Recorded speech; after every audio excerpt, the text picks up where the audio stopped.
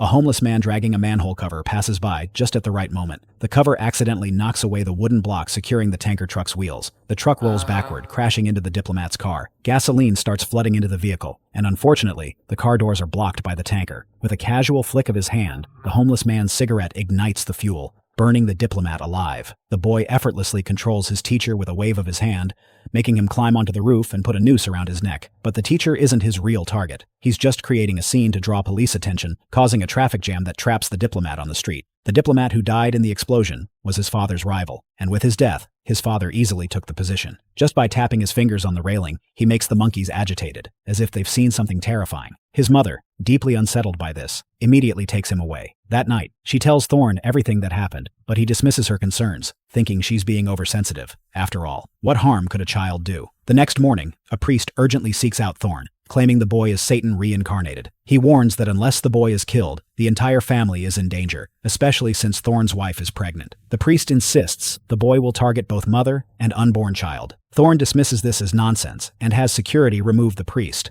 unaware that the boy has already set his plans in motion at home.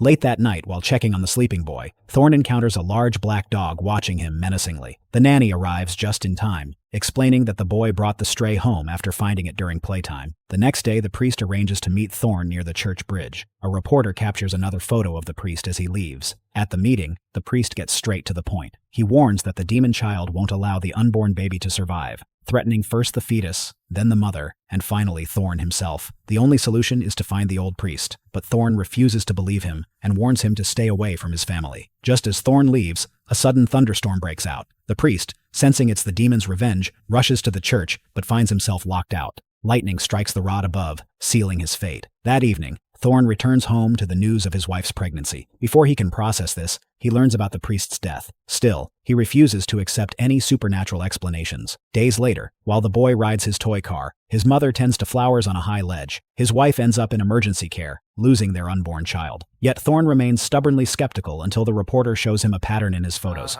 A strange light appears before each death, like with the nanny who later hanged herself and the priest who died where the light had appeared. Determined to uncover the truth, they search the priest's room, finding Bible pages covering the walls, apparent demon protection. His diary reveals the boy's birth date, meteor impact records, and detailed notes about Thorn's family routines. When the reporter notices the same light in his own photo, they realize they must find the original priest who arranged the adoption. At the hospital where the boy was born, they learn of a devastating fire that killed many shortly after his birth. An elderly nun provides the old priest's address, leading them to a remote island. They're shocked to find him severely disfigured from the fire, unable to speak. After persistent pleading, he writes down the location of the boy's birth mother's grave. Seeing the priest's condition, Thorn can't bring himself to blame him for encouraging the adoption.